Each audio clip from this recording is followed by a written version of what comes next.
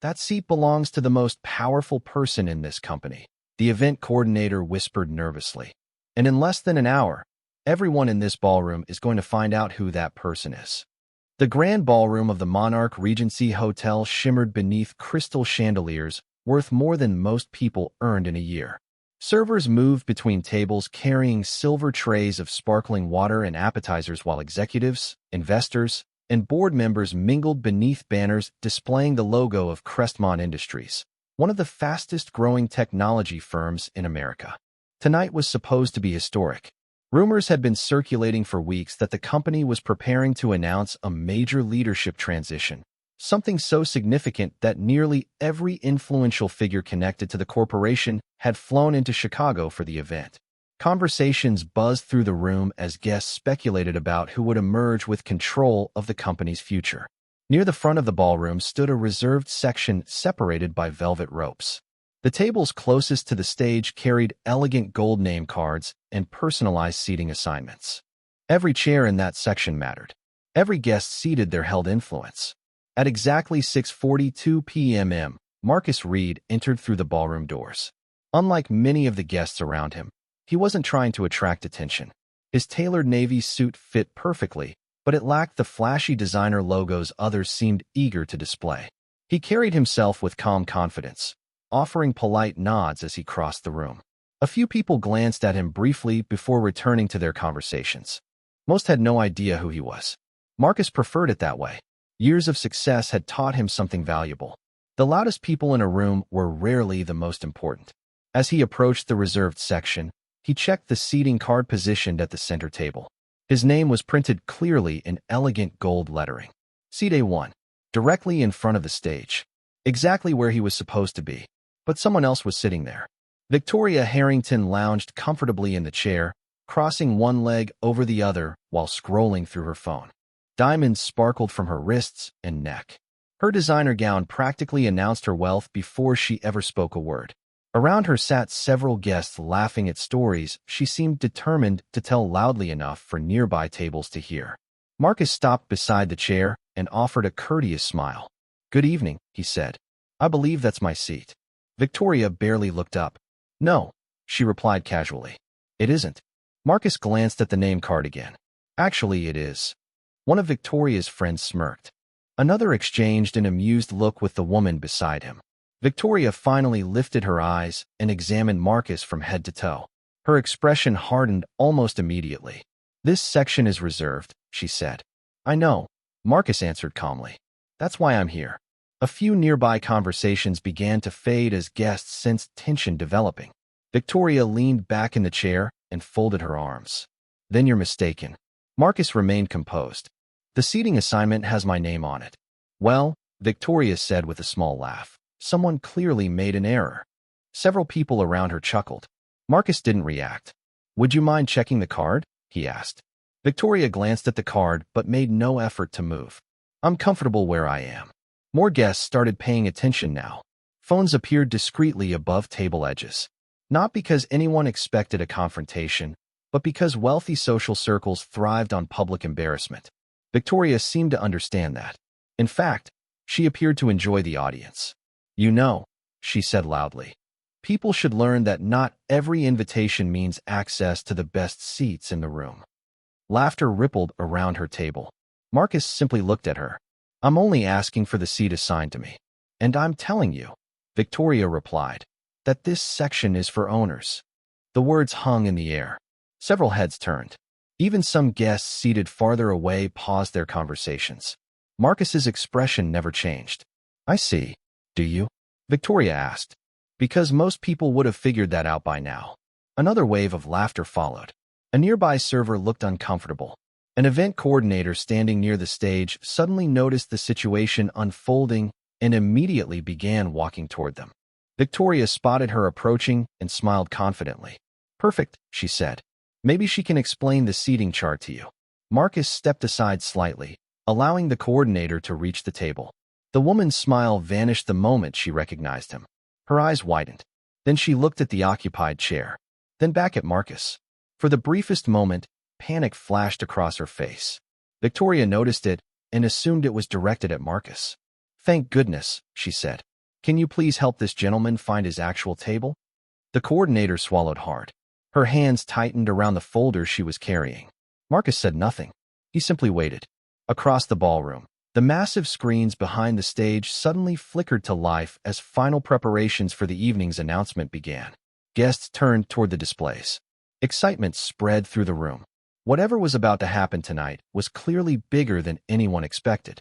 But as the coordinator stared nervously between Marcus and Victoria, she seemed far more concerned about the occupied chair than the presentation waiting behind her. And Victoria still had no idea whose seat she had taken. The coordinator forced a professional smile onto her face, but the tension in her eyes was impossible to hide. "Good evening, Ms. Harrington," she said carefully. "There may have been a misunderstanding regarding the seating arrangements." Victoria laughed and gestured toward Marcus without even looking at him. "Exactly. I have been trying to explain that to him for the last 5 minutes." Several guests nearby chuckled.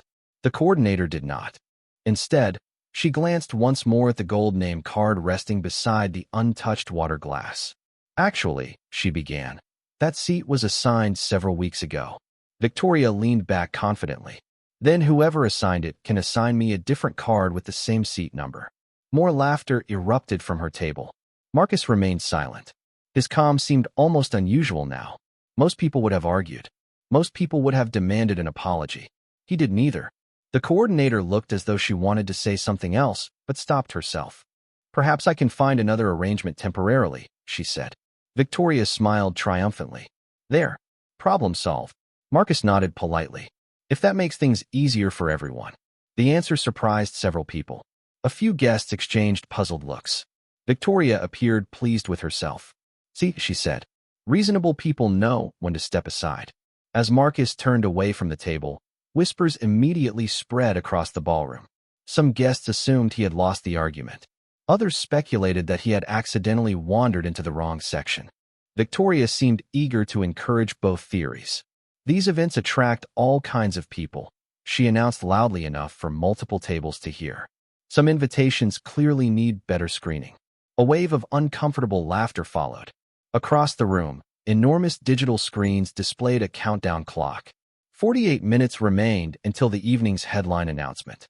Excitement continued building among investors and executives. The rumors had grown larger with every passing day. Some believed a merger was coming. Others predicted a massive acquisition. A few insisted the company was preparing to name a new controlling owner. Nobody seemed to know the truth. Marcus accepted a glass of sparkling water from a passing server and quietly moved toward the rear of the ballroom. The coordinator hurried after him. "Mr. Reed," she said softly once they were out of earshot. "I am so sorry." Marcus smiled. "There is nothing to apologize for." "There absolutely is." Her voice dropped even lower. "Would you like me to remove her from the seat?" Marcus glanced toward the front of the room where Victoria was still entertaining her audience. "No, but that seat was specifically reserved." "I know. Then why are you allowing this?" Marcus looked toward the stage where technicians adjusted lighting and audio equipment. "Because some lessons work better when people teach them to themselves." The coordinator blinked. "I'm not sure I understand." "You will," Marcus replied. Meanwhile, Victoria had become the center of attention. Her husband, Charles Harrington, arrived moments later and immediately joined the conversation. As a senior executive within Crestmont Industries, Charles enjoyed considerable influence. Many guests assumed his future inside the company was secure. "What happened?" he asked. Victoria laughed. "Nothing important. Someone thought he belonged at our table." Charles turned toward Marcus and smirked. "That happens more often than you would think." Several board members standing nearby laughed politely. One older investor remained silent. He had been watching Marcus since the moment he entered the ballroom. "Do either of you know who that man is?" the investor asked. Victoria waved dismissively. "No idea." Charles shrugged. "Probably a guest of one of the regional partners." The investor said nothing further, but concern lingered on his face. At exactly 7 p.m., a spotlight illuminated the stage. Conversations immediately quieted. The countdown clock disappeared. Crestmont's interim chief executive officer stepped onto the platform, adjusting his tie as hundreds of eyes turned toward him. "Ladies and gentlemen," he began, "thank you for joining us tonight. What you are about to witness will shape the future of this company for decades to come." A ripple of anticipation swept through the ballroom. Victoria straightened in her chair. Charles smiled confidently. Around them, executives leaned forward in anticipation. Nobody noticed the subtle glance exchanged between the chief executive officer and Marcus Reed, standing quietly near the back of the room. And nobody realized that the announcement everyone had traveled across the country to hear was already standing among them. The chief executive officer allowed the anticipation to build for several seconds before continuing. As many of you know, Crestmont Industries has experienced extraordinary growth over the past decade.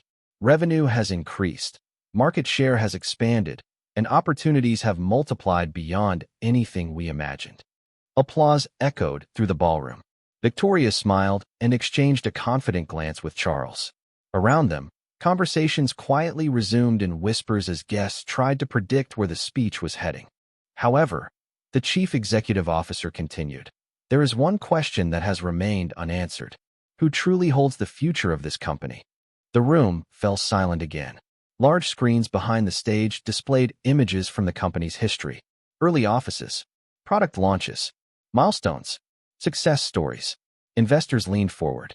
Board members exchanged nervous looks.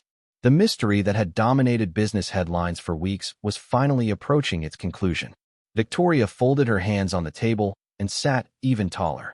She looked completely at ease. In her mind, there were only a handful of people important enough to justify an event of this scale. Her husband certainly ranked among them. Charles appeared equally confident. I told you, he whispered. Tonight changes everything. Victoria smiled. It is about time people recognized your contribution. Nearby guests overheard the exchange and nodded politely. Several already assumed Charles would receive a promotion or perhaps a larger leadership role. Across the ballroom, Marcus remained near the rear wall, calmly observing the room. He occasionally sipped his sparkling water while executives and investors unknowingly speculated about a future he already understood better than anyone else. An elderly investor approached him quietly. Interesting evening, the man said. Marcus smiled. Very interesting. The investor lowered his voice. You are handling this better than I would. Marcus glanced toward Victoria's table. Everyone reveals who they are when they believe there are no consequences. The investor slowly nodded.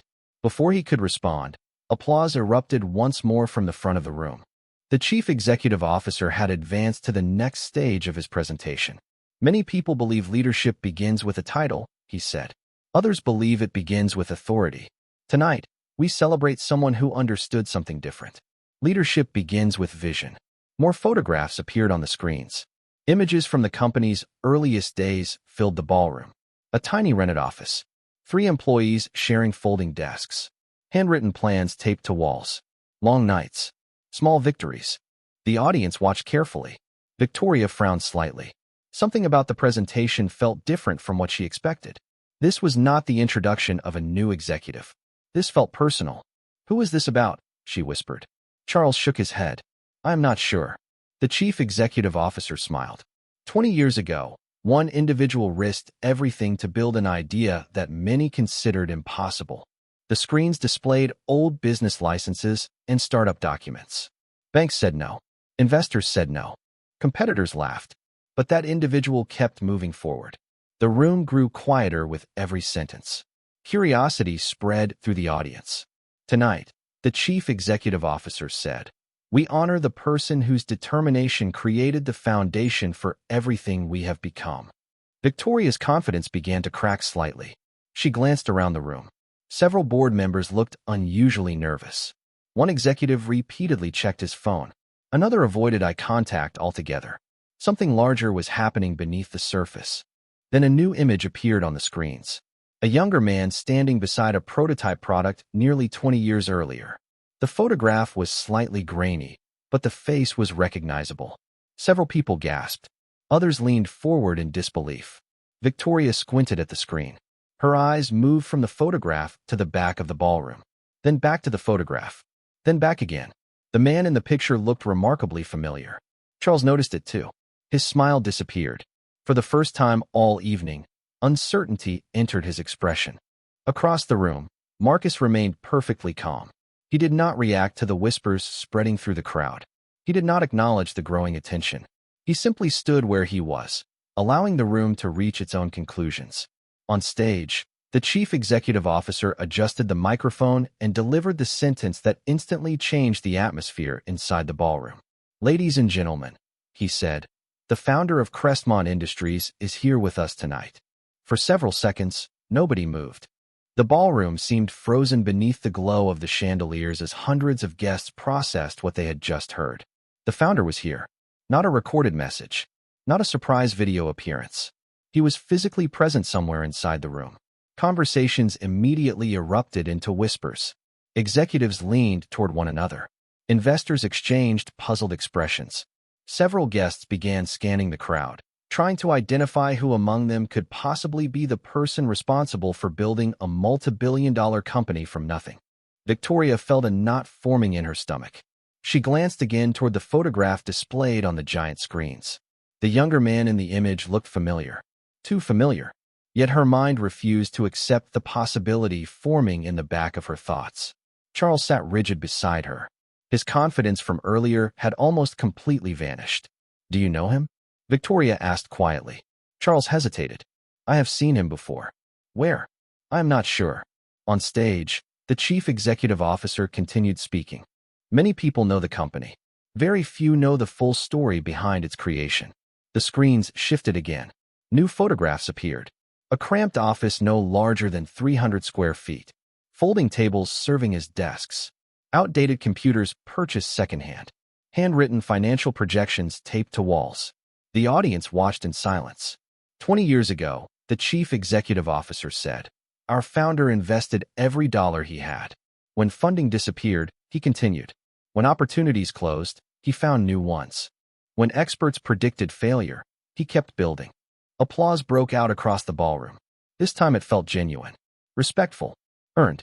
Marcus remained near the back of the room. Several people had started looking in his direction now. Recognition was spreading. Slowly at first, then faster. One board member whispered something to another. A senior investor turned completely around in his chair. A regional vice president suddenly sat upright, as if he had remembered something important. Victoria noticed the change immediately. More and more eyes seemed to be drifting toward the same part of the ballroom. "Charles," she whispered. "Why are people looking over there?" Charles followed their gaze. His face tightened. "I do not know." But he was beginning to suspect. On stage, the chief executive officer smiled. "The remarkable thing about true visionaries is that they rarely demand attention. They focus on building. They focus on creating. They let results speak for them." Several guests nodded. The words seemed to describe someone very different from the executives typically featured in business magazines. Over the years, the chief executive officer continued, "Our founder intentionally stepped away from public attention. While others pursued recognition, he focused on long-term growth." Another image appeared on the screens. This one showed company ownership documents. Certain details had been blurred for confidentiality, but one section remained highlighted. A controlling ownership position. The audience immediately reacted. Investors exchanged surprised looks. Board members shifted uncomfortably. Victoria stared at the screen. "Controlling ownership?" she asked. Charles swallowed. "That means whoever holds those shares controls everything." The realization hit several people at once. The event was not about a promotion. It was not about a new executive appointment. It was about ownership. Real ownership. The kind that determined the future of every employee, every executive, every board member, and every contract connected to Crestmont Industries. Suddenly, the reserved seat at the front of the ballroom seemed much more important than it had an hour earlier. Victoria looked toward it. Her chair. The chair she had refused to surrender. The chair assigned specifically to someone she had publicly humiliated. For the first time all evening, genuine concern appeared on her face. Meanwhile, the event coordinator stood near the stage, nervously clutching her folder. She kept glancing between Marcus and the front table. She knew exactly what was coming. So did several board members. So did the chief executive officer. The only people who remained unaware were the ones most confident earlier in the evening. Then the chief executive officer reached into his jacket and removed a sealed envelope. The simple gesture immediately captured the room's attention. Every conversation stopped. Every eye turned toward the stage. "Inside this envelope," he said, holding it up for everyone to see, is the official declaration confirming the identity of the sole controlling owner of Crestmont Industries. The ballroom became completely silent. Victoria felt her pulse quicken. Charles stared at the envelope without blinking. And from the back of the room, Marcus Reed quietly set down his untouched glass of sparkling water as the chief executive officer prepared to reveal the one name capable of changing everything. The chief executive officer looked across the ballroom and allowed the silence to deepen.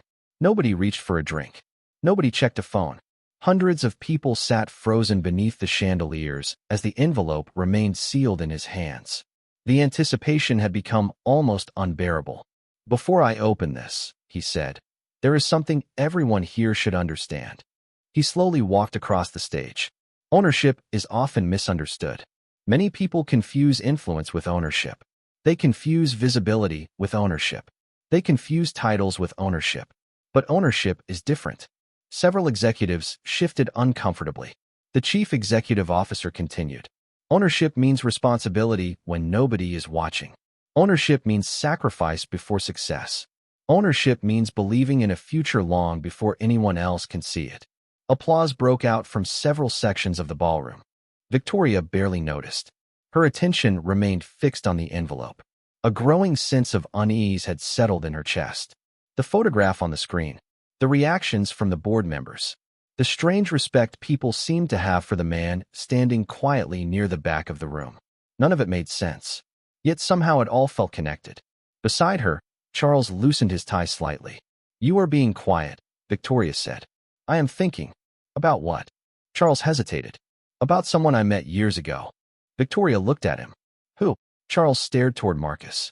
"When I first joined Crestmont, there were rumors about a founder who never attended public events. Nobody seemed to know where he was.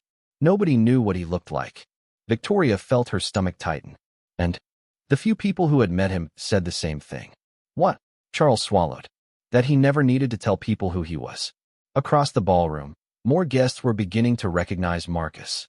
Investors who had been with the company since the early years exchanged knowing glances. One elderly board member stood up entirely. Another quietly adjusted his jacket and began moving toward the back of the room. The movement did not go unnoticed. Several guests followed his gaze. Then another. Then another. A subtle shift began spreading through the ballroom. Attention was moving away from the stage and toward Marcus Reed. The chief executive officer noticed it and smiled. "Interesting," he said into the microphone. "Some of you are starting to figure it out." A wave of whispers immediately swept through the audience. Victoria turned pale. Charles stared forward without speaking. The chief executive officer raised the envelope slightly. "This document confirms the sole controlling ownership of Crestmont Industries." He paused. "The holder of these shares controls every board appointment." Silence. "Every major acquisition." More silence. "Every executive contract." Several heads turned toward Charles. "And every strategic decision affecting the future of this company." The ballroom felt smaller now. Tighter. More intense. Victoria suddenly remembered the reserved seat.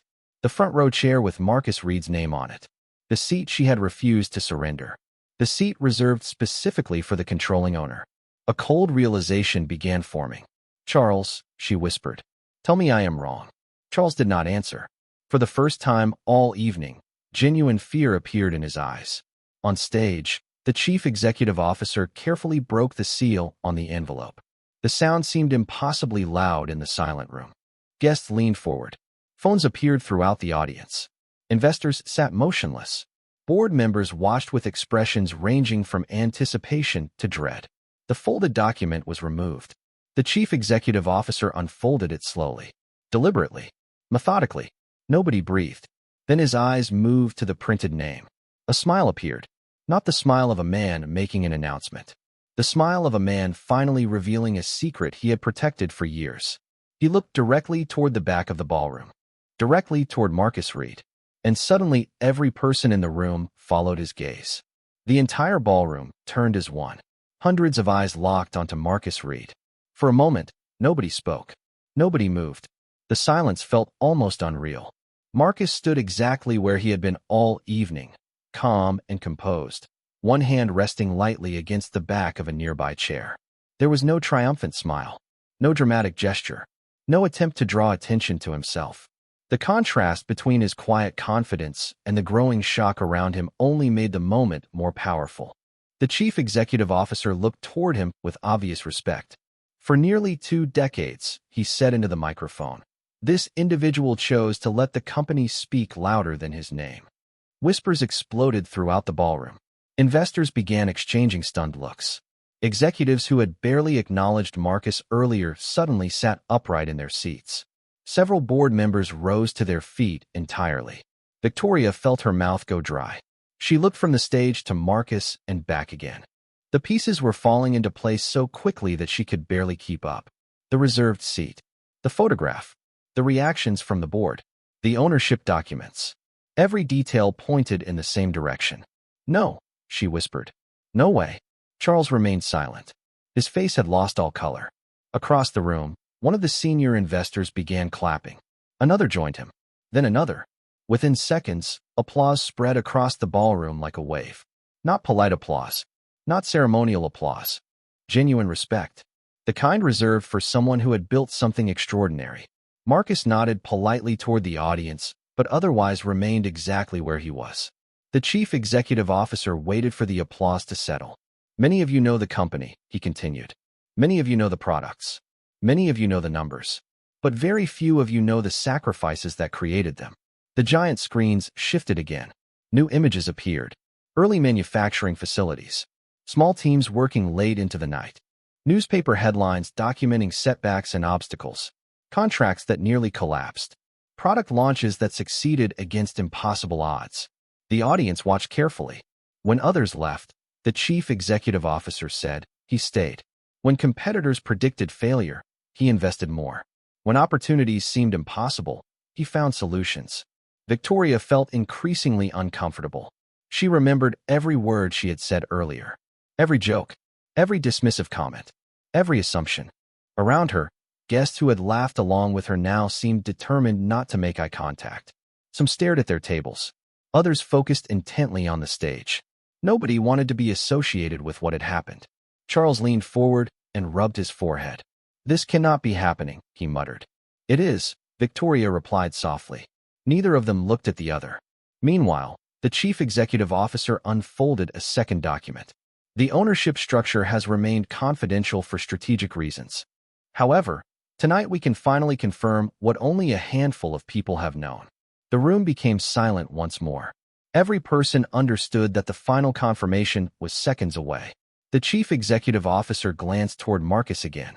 The sole controlling owner of Crestmont Industries has remained committed to protecting the company from short-term thinking, unnecessary publicity, and outside pressure. Several board members nodded. One investor smiled knowingly. It was clear that many of the company's most respected leaders had known this secret for years. Because true leadership is not about being seen, the chief executive officer continued. It is about building something that lasts. Victoria suddenly noticed something else. The event coordinator was moving toward the front row table, specifically toward the seat she occupied. The coordinator carried a new gold place card in her hands. Her expression remained professional, but there was no mistaking her purpose. Victoria felt her stomach sink. The coordinator stopped beside the table and quietly placed the card directly in front of the empty seat. The gold lettering reflected beneath the chandelier light. Several nearby guests immediately noticed it. So did Charles. So did Victoria. Printed across the card in elegant script were 2 simple words. Marcus Reed. And as more people saw the name, a ripple of recognition swept through the front section of the ballroom. The effect was immediate. Conversations died mid-sentence.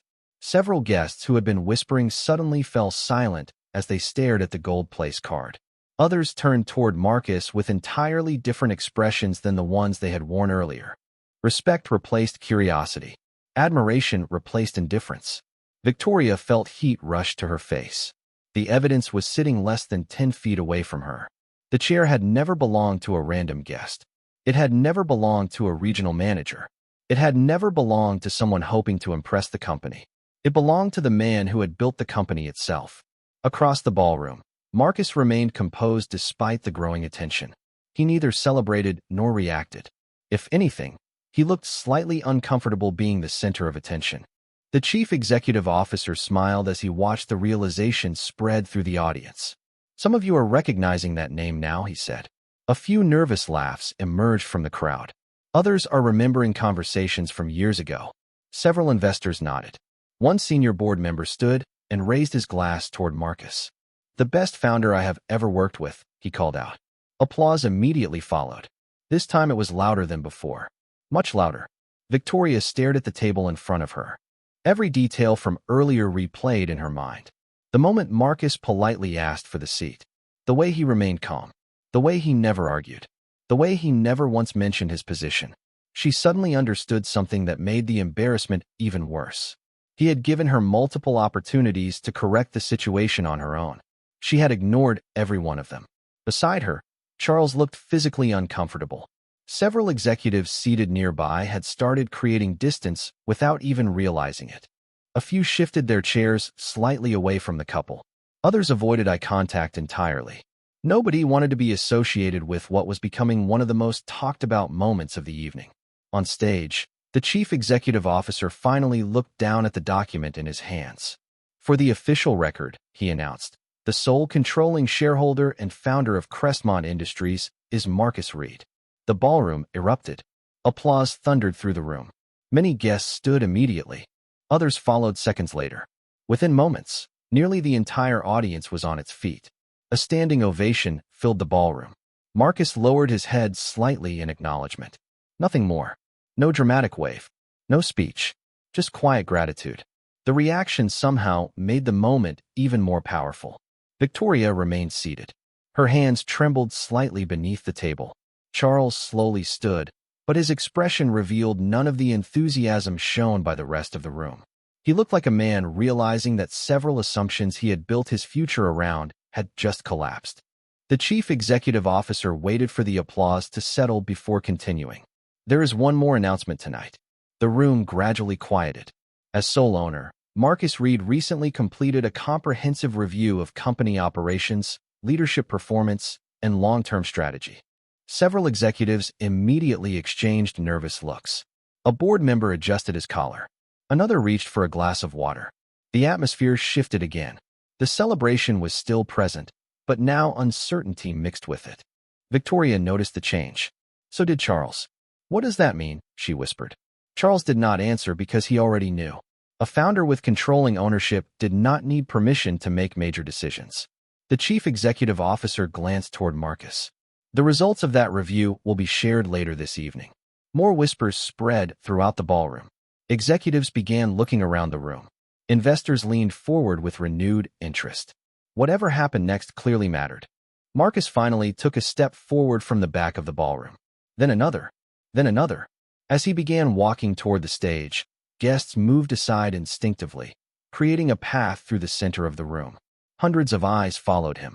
The distance between Marcus and the front row table grew smaller with every step. And Victoria realized with growing dread that he was about to arrive at the seat she had refused to give back. The applause gradually faded as Marcus continued walking toward the front of the ballroom. Every step seemed to increase the tension. Guests who had ignored him earlier now moved aside respectfully. Investors nodded as he passed. Board members stood straighter. Executives who had spent years chasing influence suddenly looked like employees waiting for a performance review. Marcus acknowledged none of it. His focus remained on the front of the room. Victoria watched him approach and felt her pulse racing. The distance between them disappeared one step at a time. 30 feet, 20 feet, 10 feet. The chair was still occupied. Her chair. Or rather, the chair she now understood had never been hers. The event coordinator stood nearby holding a tablet against her chest. She looked nervous but prepared. Several guests at neighboring tables quietly turned their seats to get a better view. Nobody wanted to miss what happened next. Marcus finally reached the front row section and stopped beside the table. Silence settled across the area. Victoria immediately stood. Her confidence from earlier had vanished completely. Mr. Reed, she said, forcing a smile that looked painfully uncomfortable. I think there has been a misunderstanding. Marcus looked at her calmly. Has there?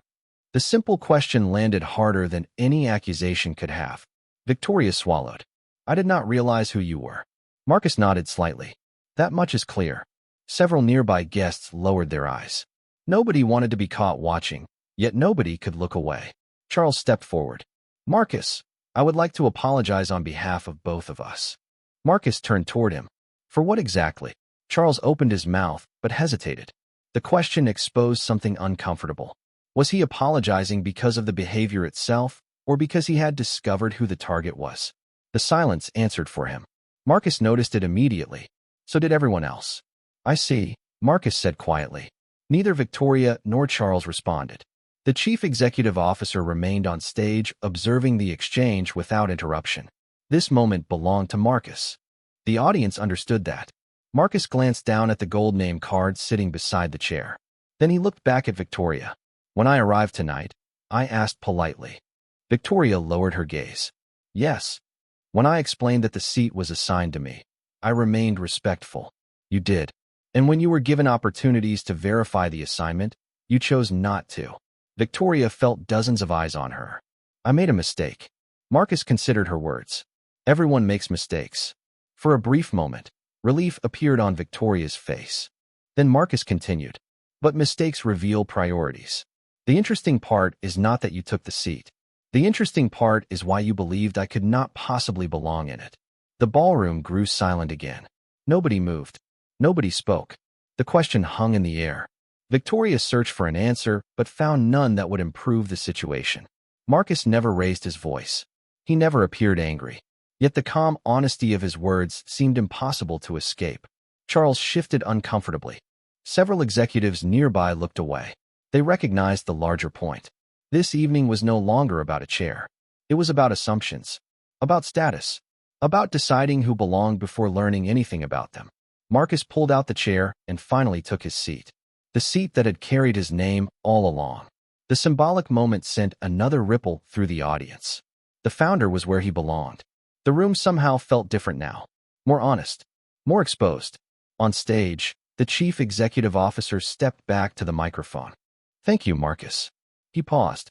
Now, if everyone will direct their attention to the screens, we can begin discussing the findings from the ownership review. The giant displays behind him immediately changed. Charts appeared. Leadership evaluations. Performance reports. Strategic recommendations. The atmosphere shifted once more. Victoria felt her stomach drop, because she suddenly realized the evening was not over. In fact, the most important decisions of the night were only beginning. The first chart appeared behind the chief executive officer, and the atmosphere inside the ballroom changed instantly. Moments earlier, the room had been focused on celebration. Now it felt like a board meeting where every decision mattered. The screen displayed a summary of the ownership review that Marcus had commissioned months earlier. Financial performance, leadership evaluations, long-term planning, operational efficiency. Every major division of Crestmont Industries had been examined. Executives sat straighter in their seats.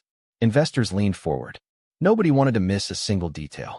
Marcus remained calm at the front table, listening without interruption. The chief executive officer pointed toward the screen. The review identified exceptional performance in several areas. A few department leaders visibly relaxed. It also identified concerns requiring immediate attention. That tension returned immediately. New charts appeared. Several executives glanced nervously toward one another. Victoria sat silently beside Charles, watching the presentation unfold. Earlier in the evening, she had been worried about embarrassment. Now she was worried about consequences. As part of the review, the chief executive officer continued. Every leadership position was evaluated using the same standards. The audience listened carefully. Results were measured according to performance, accountability, strategic vision, and company values. Marcus nodded slightly. The statement reflected exactly how he had built the company from the beginning. Success mattered. Character mattered too. Another slide appeared. This one focused on executive leadership. Names remained hidden, but performance categories were clearly visible. Some departments exceeded expectations. Others did not. The chief executive officer paused before continuing. The review revealed a concerning pattern. Silence spread across the ballroom. Several senior leaders demonstrated strong financial performance, but repeatedly failed to uphold the culture and values that made this company successful. Several board members exchanged serious looks. Investors began taking notes. Victoria felt her stomach tighten again. Charles stared at the screen without blinking. The chief executive officer continued. Our founder believes sustainable success requires both results and leadership. One without the other is not enough. A round of applause followed. It was not loud, but it was meaningful. People agreed. Marcus finally stood. The room immediately fell silent. He did not move toward the stage. He simply remained beside his chair. Yet somehow every eye in the ballroom focused on him. 20 years ago, Marcus said, this company started with a simple idea. His voice was calm and steady. Build something that creates opportunity for people willing to earn it. The room listened carefully. Not people with the loudest titles. Not people with the most connections. People with integrity. Several executives lowered their eyes. Marcus continued. When someone walks into a room, we should not decide their value before learning who they are. The words landed heavily throughout the ballroom. Nobody needed him to mention what had happened earlier. Everyone understood the reference. Victoria certainly did. Marcus looked across the audience. Tonight was never about a seat. Complete silence. It was about assumptions. A few guests nodded slowly. Others looked uncomfortable. Marcus continued. Every person in this company deserves respect before they earn recognition. Respect is the starting point, not the reward. The audience erupted into applause. Stronger this time. Longer. More sincere. When the applause finally faded, Marcus smiled. That principle will guide every leadership decision moving forward. Investors nodded approvingly. Board members appeared relieved. The company had not simply found its founder. It had rediscovered its direction. Marcus sat down again, and the chief executive officer returned to the presentation. Based on the review findings, several organizational changes will be announced next quarter. The statement immediately captured attention. Executives exchanged nervous looks. Additional details will be provided following board approval. Charles slowly exhaled. He understood exactly what that meant. Nothing had been decided publicly tonight, but everything was now under review. Careers, positions, influence, futures. Victoria looked around the ballroom. Earlier, she had believed status made someone important. Tonight, she had watched an entire room stand for a man she had dismissed without knowing anything about him. And that realization was far more uncomfortable than any public embarrassment. As the presentation continued, Marcus quietly reviewed the reports placed before him. Around him, executives spoke more carefully. Investors listened more closely. The power structure of the room had shifted completely, and everyone understood that the next chapter of Crestmont Industries had officially begun.